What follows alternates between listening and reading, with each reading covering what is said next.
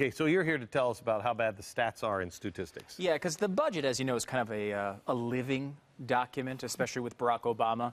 Tends to be adjusted all the time, usually in a bad way. The stimulus was $787 billion and then turned into $862 billion. But that's nothing compared to Obamacare. This is what Barack Obama told us Obamacare was going to cost. Okay. Add it all up, and the plan I'm proposing will cost around $900 billion over 10 years.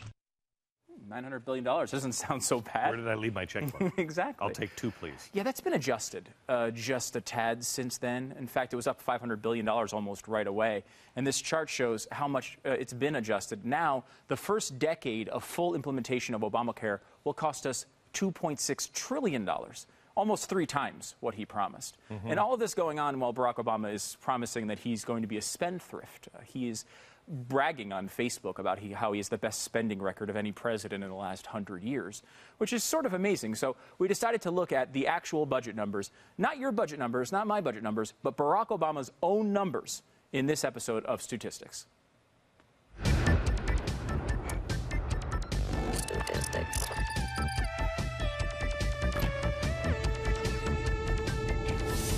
By the middle of this decade, our annual spending will match our annual revenues. We will not be adding more to the national debt.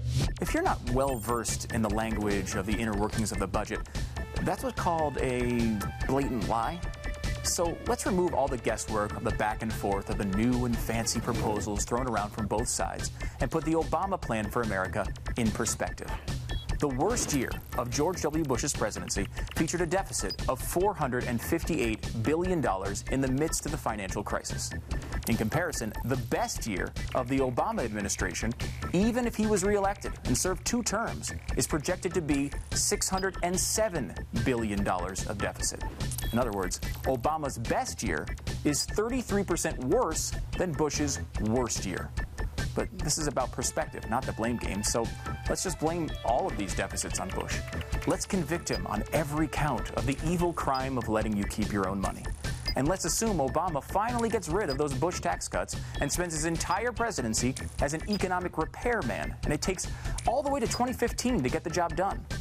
Look what happens after the deficit hits its minimum in 2015.